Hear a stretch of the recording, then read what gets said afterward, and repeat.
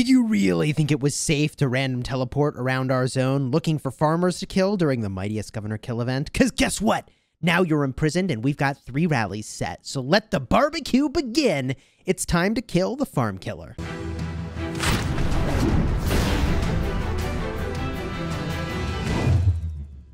Hello, my friends, and welcome back. I'm Chisgule Gaming, a sponsored content creator for Rise of Kingdoms, and today we are rallying an imprisoned player. We imprisoned them with our own gems because they were teleporting around killing gatherers from our kingdom. If you like Rise of Kingdoms guides that help you get value and smash your enemies, consider smashing that subscribe button for daily Rise of Kingdoms videos. This player, starting this battle at about 98 million power, is being rallied by us and 2 other coalitions within our war camp. That means there will be 3 rallies on this player, but let me tell you, our one Attila Takeda rally was doing so much work that we actually stall one of the rallies to try to chain them all together. And if I were doing this all over again, this Heroic Anthem KvK technology is a little bit off the chain. We really could have just staggered all of these rallies to try to keep them locked in place. And I really wish we had reached out to another kingdom within our war camp or an allied war camp to chain the imprisons on this player, because then the work we would have done would have been astonishing. But fear not, Attila Takeda, the good old-fashioned combination, is doing some insane stuff. And in this video, by the way, we are using the legendary Ring of Doom that we crafted earlier, card up in the top. Now, I'll spare you the nitty-gritty details of having to go into the report, although that's something that I did to tell you a little bit about how good it was. However, here you can see me activating the King skill on both my rally and the second rally. In hindsight, if I realized that this other rally was going to take as long as it did to kind of get into the action and that this city would be so beat up already, I probably would have just cast it on myself earlier and enjoyed that benefit for longer. But here is the second rally. That's a Ramesses YSG song being led by Bob. Yep, Bob from our kingdom. So, Attila Takeda doing work. If you had to guess, how much does a Ring of Doom elevate the damage? Well, the Ring of Doom procced on the 3rd turn in this battle, and my normal attacks went from 10,000 to 15,000. Same thing with my counterattacks. Pretty freaking wild. And okay, I'm approximating right now, but it was a solid boost to damage, like really good. And it procs about 1 in every 15 turns. For me, it was like 1 in every 17 or 18. And you can see they're down to 84 million power after the first rally. However, another rally is coming. I wish we had been able to sort of keep them in combat because, of course, they're going to heal their hospital here. They are panicking. And for those of you that don't know, they have War Frenzy, so they can't Peace Shield. And they also were imprisoned, which means they can't teleport. They're straight wrecked. So they're healing their hospital. If we had kept them in combat, then there would have been no way for them to heal their hospital. So a little bit of a bummer because that restricted the amount of damage that we did. Also, weirdly enough, we were setting all these different rallies, not all Attila Takedas. And in hindsight, I think we should have just launched every rally Attila Takeda. Like, they should have all been Attila Takeda. We should have staggered them so only one rally is hitting at a time, and we just chain them. Boom, boom, boom. Attila Takeda, Attila Takeda, Attila Takeda. Doing the massive damage that those do. Because we'll show you, as you watch this fight unfold, the Alex Harald here, stepping up to the plate, is not going to do as well as I would have expected. And, you know, that's not to say that Alex Harald isn't good for other things. That's not to say that Harald isn't great at other stuff. And in fact, in some ways, we almost should have swarmed our own Harald in order to get him to trigger more AoE damage and do more damage to the city. We could have had Joan of Arc buffs going. I mean, there's some things we should have been doing to make this even more insane, but this was not like some big planned, like, hurrah. Like, this was a spur of the moment. City just teleported.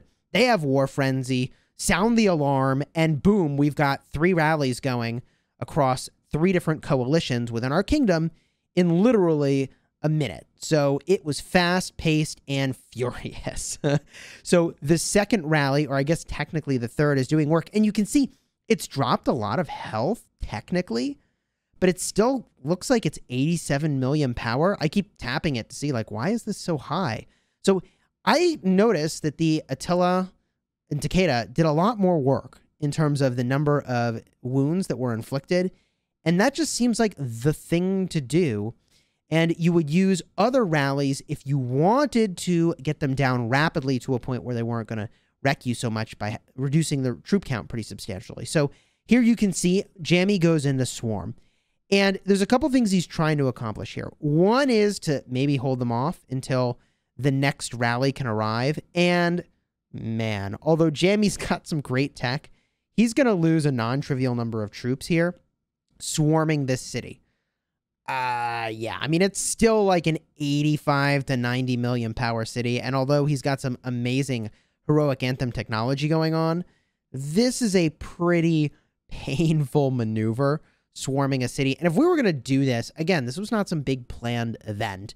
And I suppose most of the time when you are imprisoning someone, it isn't. We should have been swarming him with more marches to help out so that it wasn't just the 4 or 5 marches that Jammy had. And he's kept him in combat, but unfortunately, the Imprison has worn off. So this player can port away. They're down to 80 million power, 81 million power at this point. Savage. Savage. They will be able to heal back some of their hospital, and we'll jump into the report in just a bit to show you exactly what went down in this bout. That was a lot of damage. Do you think they're going to be random teleporting around the zone doing that again? Probably not, especially since we now have basically all of our allied kingdoms on high alert for doing this same routine all over again, because yes, we will. Yes, we will do that all over again if there's another city teleporting around that's high enough power. In fact, before we even get to the reports, which we will show you in this video, there is another city that is going to be random teleporting around, and I think it's like a 30 million power city, and I captured the footage. So before we go to the reports, let me just show you this 30 million power player trying to do like the 100 million power player. You know, they look to their higher power members of the kingdom, and they emulate the behavior. So here is a 30 million power player that has random ported, and all 5 of their marches are out of their city. So someone teleports next to them, and they're about to get totally swarmed out. I actually was about to put a marker on their city, apparently. I forgot I had this in the video. But we have all of our markers deployed for other things. So there's all their marches, and here are the people that are going to swarm them. I would have participated in this, except I was already kind of over the amount I was trying to get for the, KE and this mightiest governor. We did unlock Nebuchadnezzar. I'll have a card up in the top if you'd like to check out our live stream where we did that. There also was a rally in that stream, by the way, of a expertise Nebuchadnezzar rallying a city with Esong, and it is sick. I mean, it was like 145,000 skill damage, some crazy stuff. You'll want to see that after this video finishes. So here's the swarm in on this player, and he's got a Belisarius because his captain's out of his city. His captain's out of his city, and as these marches come home, I mean, they are just super wrecked at this point. This player is super wrecked. So allow this to be a public service announcement before we go to our battle reports that trying to random port into enemy territory is a very dangerous proposition. You really need to know what you're doing. And the players that did do this sort of successfully were using a bubbled farm account and reinforced it, and the farm account would teleport around, and those reinforcements would go and do other stuff. Here they port away. Let's get to the reports. P.S. This player lost about 4 million power from that exchange. Oh boy. They didn't have any dead troops, and now they do. All right, my friends. So here we are looking at this report on their city, and that player did change their captains several times, which is what those 3 different markings are indicating up at the top of the report. The rally was reinforced some number of times as well. So the first portion of this report, remember, this is a 98, 99 million power city that we were hitting. We had 178,000 dead to their 393,000 we put in the hospital. And yeah, they're using an Alexander the Great, which is a huge mistake, by the way, because he's got skills that only work on the map, such as this second skill. That is arguably one of the best skills of Alexander the Great. He would have been better off with his Esong, which, yep, he'll put that on his wall in just a moment. Also, I do want to call attention to the selections they made here for their skills, their extra support skills. You want to choose things that benefit all troop types. So, as an example, Tragedy's End is a really good choice because it doesn't care what type of troop you're using. It's just skill damage, and skill damage is really good. It's really good, especially if he paired with the E-Song that he should have been using. So yes, there are some better options that you can use for skills to defend your city, but let's keep going to the next portion of the report. Here is the second commander pairing, which I think he should have stuck with. This is Martel E-Song, and they're both expertised. 84,500 dead for us, 239,000 dead for, well, I guess Sev wounds for him. You'll see the deads in just a second. Troop buffs, again, you can see it is a expertise E-Song. I really would have stuck with that. I think that would have been the right choice to make. Even the E-Song's skill over here for Garrison, it's 10% of stats, but for all troop types, that's very good for defending your city. And here is the damage. Here is the damage. He switches back to Charles Martel with Alexander the Great. Here we lose 121,000 troops, and he loses 667,000, as well as 50,000 Sev wounds. We take some resources, and it is a pretty savage report. Looking in at the start of this for the grand total of troops that they had, it is primarily T5 troops, with a noteworthy exception of nearly 1 million T4 siege units, yikes, as well as 216,000 T4 archers. It is otherwise mostly T5s that are hitting the bin as a result of this rally. So it wasn't the most amazing trade, although by power, we are doing really well in these exchanges. The grand total of power that like we lose and he loses is pretty ridiculous. I mean, here at the tail end of this, we lose less than 1 million. He loses 7 million. Like, yeah, we got a bunch of T4s in our rally, and he's got a bunch of T5s in his city. So pretty savage all the way around. And as I mentioned earlier, we were using the Ring of Doom, which is an item that people are taking a lot of interest in, and they're wondering, is it good? And, you know, I noticed when we were doing this previously that it felt like Ring of Doom wasn't boosting damage as much as I thought it should. And it may be the case with skill damage, but if we just very quickly show you, here you can see Ring of Doom procs in the middle of the screen. Our normal attack damage was 12,800. You can remember that number. And over here, our counterattack damage was about 10,000. Okay. So on the next turn where Ring of Doom is now active, our normal attack is doing 16,000 damage. So that is a very solid boost. Maybe not the 50% we were looking for exactly. So maybe something's going on with the multipliers for how that works, but still a really solid boost. And the counterattack, again, was 10,000 in the previous, and that counterattack is now 15,000. So that is the 50% I was expecting to see as the boost from Ring of Doom. And that takes place for 2 turns. As far as accessories go, that is really good. Like, Delane's is good, not this good. This is very good. So I'm lukewarm still on the ring. It's very infrequent when we go through the report, but it is some really solid damage when it procs, and we've got a lot of investigation we need to do. We also were using a Skolas' Lucky Coin, which is a solid item, procs as frequently, by the way, as the Ring of Doom.